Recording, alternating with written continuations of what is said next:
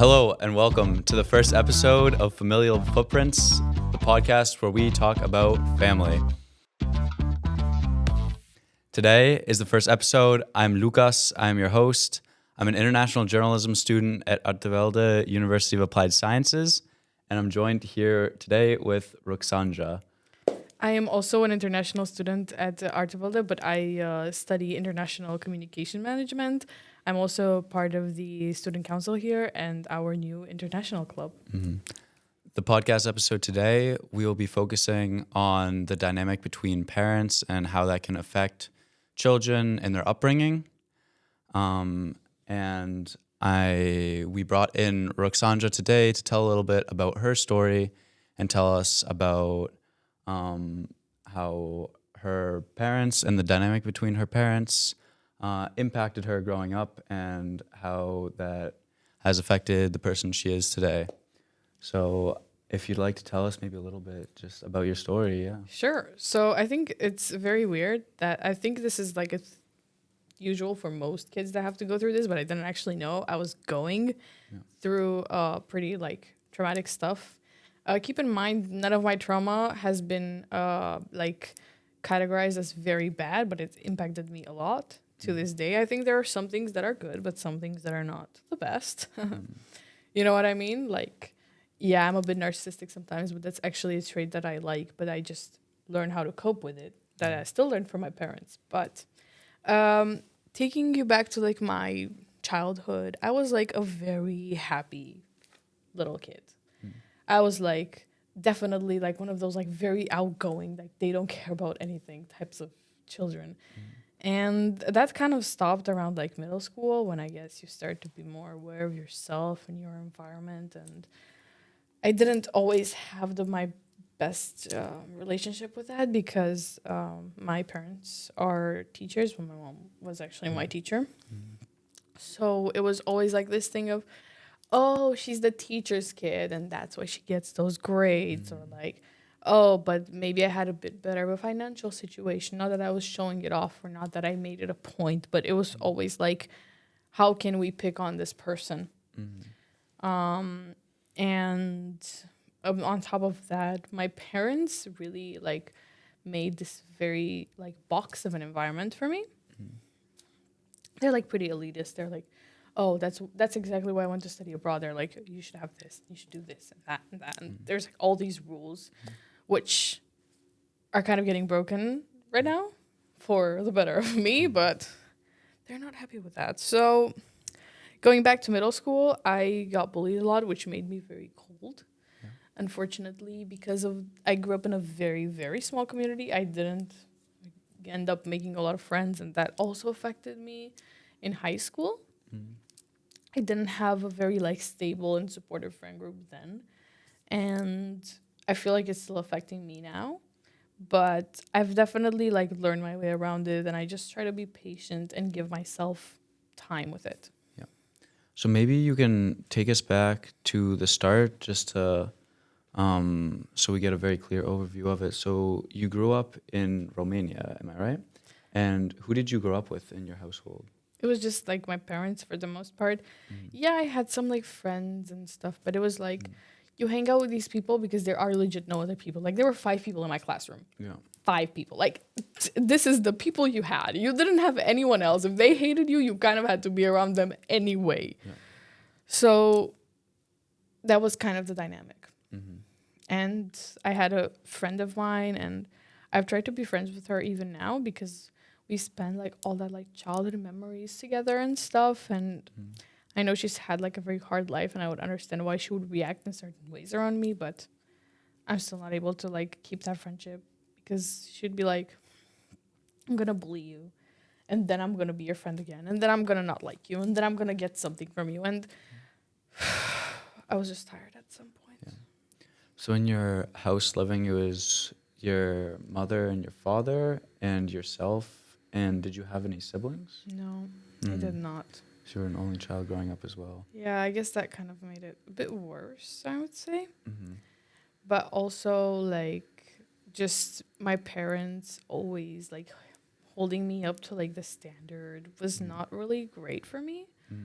I think I've evolved a lot past that now, but I couldn't really say much. I enjoyed whatever I had because I like to like make little trinkets or like watch movies with them. And again, if you live in a bubble, you never know until you get out of the bubble that that's strange. And then when I got to high school and people started calling me weird, I was like, why? Because to me it wasn't, but to them it's like, oh, but you haven't heard of this pop culture thing and that pop culture thing, and you can't relate to that because I grew up mostly with my parents. So it was like I felt like I was less than. I think that's also a reason why I wanted to be here. I just knew that I would be here and nobody else would know that specific thing about my culture or not. I would just have an equal start, just like everyone else. Yeah. And I have to worry so much about relating about things that I knew I wasn't going to relate anyway. Yeah, of course. How was the dynamic between your parents growing up? Well, my parents are both kind of narcissists. My therapist suggests this, and I fully agree with it. So we'll just go with that. So they weren't like strict necessarily. They weren't like prohibiting me from doing a lot of things and stuff like that. They just have a very closed off mentality that they like other people to follow and other people to agree with and other people to do things like they want them to be done. And like my mom is basically like, she always needs the house clean, but like, she freaks out if the house is not clean type of way. And my dad's like, if I see that little thing more to the right than I prefer it to be, then we have a problem. So you can imagine, it was tiring. I always felt so much better when I could get time away from them. If I went on summer camps, I was the happiest kid. And I didn't know why, actually. In high school, I moved out because I live from such a small community. There's no high school there. You have to move out. Yeah. And I felt so much better just being on my own. Yeah. Honestly. So, yeah. And your parents, did they get along well throughout your upbringing? I would say they did. But they have like a interesting relationship. They're happy with what they have, but they're also chronically unhappy because they're perfectionists. They're never going to be fully happy with anything. And it's the first thing that they're never going to be happy with is themselves. And the fact that their relationship doesn't work is not something that they see. It's not something that they understand. Or if they do understand it, because they are incredibly intelligent people, they are unable to emotionally process it. So it's like you see something. It's like, clearly I have some rings on my hand, but you don't see it. They're not there. Yeah. I don't know how to put it for you. Yeah. But if I were in my parents' position, I would be like, get divorced, bro. Like, what are you doing? It's not working. It's not healthy. And like, I've repeated that relationship pattern in my personal life. It's not worked out. So I don't get it. But I've been through enough therapy to be able to understand them. And I can't say that I'm to the point where I am compassionate about their experience because it hurt me. But if you want to be the way that you are, who's going to stop you? They're like two wheels that work very well together. Not in a healthy way, but it makes sense. Yeah. But you would suggest that your parents get divorced? Well, I understand why they won't. You know? I don't think they're like, it's like they fight all the time. They really don't get along and stuff like that. They're both two very intelligent people. They have a life together. I don't think they're emotionally made for each other, but I understand why they function together. Yeah. You know, even if they're dysfunctional, they have their own rhythm. They've been together for like more than 25 years, 35 years. So you can imagine that's like a really well-oiled machine that is never coming apart. Yeah. And how do you think that sort of dynamic affected you when you were a little kid? Did you realize that there was maybe some miscommunication between your parents when you were a little kid, or how did you find it? No, I didn't. I didn't at all. I just thought like every kid wants to believe that their parents love each other because that's how it is. And I don't think that they don't have a lot of love for each other. And I think they have like a foundation that they've unfortunately lost throughout the years because life, and you get old and you start doing this and you start doing that. Like, no, if you want a good relationship, you just maintain it. That's how it works. in a healthy way. But I started like questioning it when I was like around high school, and I was like, so do they really love each other? Yeah. Unfortunately, the very sad part is that it's not that they don't, but here's the thing. If they could just respect each other's boundaries a bit more, it would be so much easier on the other person. Of course, they don't do that. And I think that's where a lot of the frustration comes for them. And that's why I'm so like, why are you together? Type of thing. It's not because they won't work with, because you just don't want to listen. Because they're so stubborn in the way that they are. And at some point, unfortunately, like they would try to like act like they're functional parents around me. But I would catch on. I'd be like, just don't kiss in front of me. I don't want to hear it. I don't want to see it if you're not. I know you're not there. You don't have to be for me because I can feel and I can see it. Yeah. So they don't do that anymore. But, it's like that. They just get into their own routine. And it's bad for them. And they just visited me on vacation. It was great. And they had a good time with each other. So, like, it's their choice. I'm done with trying to think about why things happen the way they are happening. I'm just like, I accept the way you want to live. Because my mom also has, like, a lot of mental health issues. She's bipolar. She doesn't get any medication for it because she doesn't like to. And that's her own choice. So I'm sure that plays into its own problem and, like, stressing out my dad as well. And I know he really wants to take care of her. They don't want to hurt each other, but they unintentionally more or less do. And do you feel like at any point in your childhood or your upbringing that they kind of projected some of these miscommunication issues or some of the way they were onto you? Or do you think that you maybe adopted some of those characteristics or those traits as you got older? I think it goes both ways. It's impossible to be a child living with your parents without taking anything away from them. That's kind of the whole point of living with your parents. But at the same time, they definitely project more on me now, I feel like, than back then when I wasn't so aware of it. I remember when I was in middle school, I asked my mom, so do you trust me? And she just walked out of the room and she closed the door. But that's just because she doesn't trust herself. She doesn't have a concept of her self-worth that much.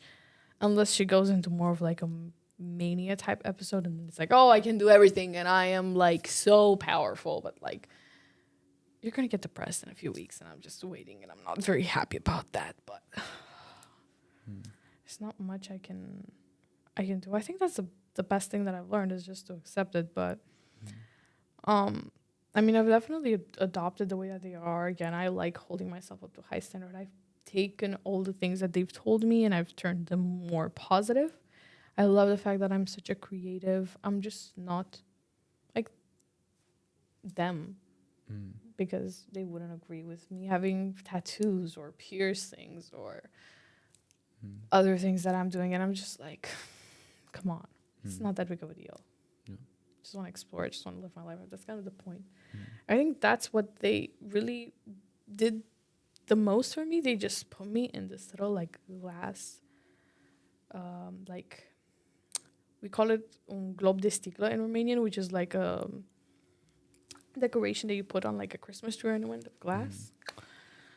And I was just like, whatever experience would take me out of my comfort zone, I would be very scared and I'd be very anxious to experience it, especially when I came here.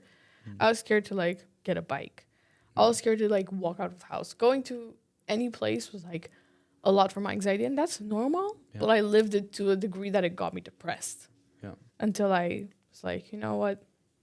Maybe this is not what I want to be.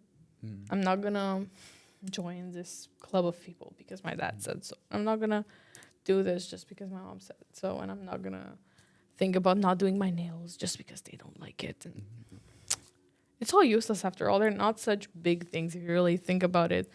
But it's like the more you start to inhabit yourself and like learn about yourself, you just create that. And that's why you go to college, or that's why I went to college, because I just wanted that kind of space. And how was it to start to kind of break out of that shell and break out of the boundaries that you feel were set for you, or the ornament that you felt like you were trapped in? How was the experience kind of trying to break out of that? I think it was very liberating. I think it gave me the stability that I needed. It pretty much cured like all of my mental health issues. So that was awesome. But my anxiety was not that much there anymore. I'm just able to like go through my everyday life and be able to enjoy who I am, and not think every day that, oh, I don't believe in myself, I'm never going to do this, or I'm never going to do that, or I hate myself, or I want to kill myself, all that kind of stuff. So I think that's the great part. It's been a lot of therapy and a lot of work, and all of my friends know that, and they all kind of like see that about myself. I pretty much have established myself of, this is who I want to be, this is who I am, and you're not going to do anything. And whatever I want to manage in my life, I'm doing that. And I don't care what length I have to go to be able to own that part of my life. When was the first moment that you realized that you needed that? I don't think it's something that I can pinpoint. Maybe it was like the times where I was just going away or living alone. But I would say I've always wanted to change something about myself. There's always that feeling that something needs to change in my life. I am dysfunctional. I don't know how, and I don't know why I can't make the change. I couldn't in that space because I didn't have the emotional support to break out of that. I think that's a lot of the things that I had to deal with, is the fact that I didn't have a lot of emotional support because my parents are highly intelligent. But I'm highly emotionally intelligent. That's a very different thing. So I was like, okay, let's be my own parent. Let's see how that works. And it worked out pretty well. I'm pretty happy about myself. So I think that's the most important part, and just letting go of the expectation of who you have to be and who you expect other people to be, especially your parents. You're never going to change them. They're always going to be there. And if you decide to break off contact with them because that's healthier for you, they are still always going to be in your psyche subconsciously. So you need to make peace with that. What advice would you give to other people, maybe also listening to this podcast right now, that are feeling like they're in a similar situation where they feel trapped maybe by the expectations that their parents have for them, or even just in general, the expectations that they put for themselves, or expectations that maybe society puts for them, and they feel that they want to as well break out and change something about themselves. They maybe feel like they know that they want to change something about themselves, but don't really know where to start. Well, I think I don't think there's ever a point in your life where you want to change something and you feel like you can't pinpoint. Okay, maybe you can pinpoint when you think about the fact that you want to change. But you're like, maybe I want to dress in this style, not that one. You always feel that, right? So I think it's more important to find a really safe space, even if it's 5 minutes in your room, your parents are asleep, but you just want to, I don't know, express yourself in a certain way, or I don't know, whatever it is. Do that, and then work your way up, and be prepared that one day there's going to be wartime. You're going to have to fight for that thing that it is that you want, and whatever people have to say about it, you're going to have to defend it and move on. And let me tell you, you're going to knock a lot of people over, and a lot of people are going to be mad. But that's for another time. In the moment where you just feel like you can't do anything, just let that feeling of how do I say this? What's the word? The paralysis of it. Just let that happen, because that's a feeling in its own. You can't deal with it. You have to move past it in order to be able to actually do something. So I think that's more important than anything. Just take it one thing at a time, one feeling at a time, one thought at a time, and don't try to give yourself a goal if you know you're just starting out, because you don't know your power yet.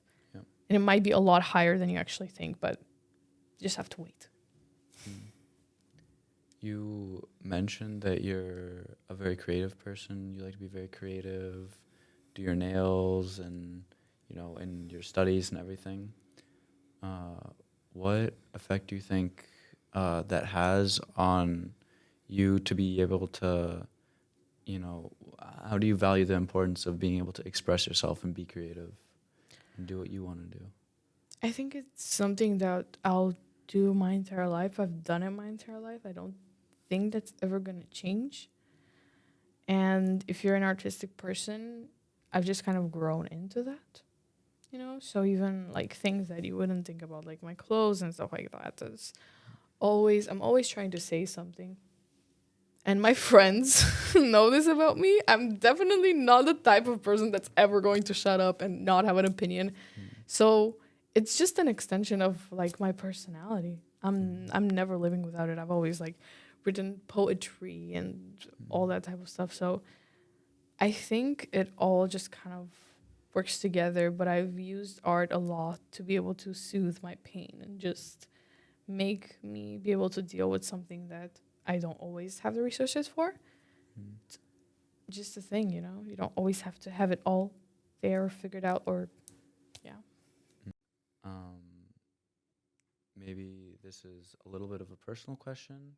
I'm not going to ask you what you'd like to do with the rest of your life, if you'd like to have kids yourself, but I guess in the future, how would you like other parents to maybe, learn from your situation, and what would you like future parents to maybe hear about, maybe what they can do a little bit differently to better support their kids in their upbringing?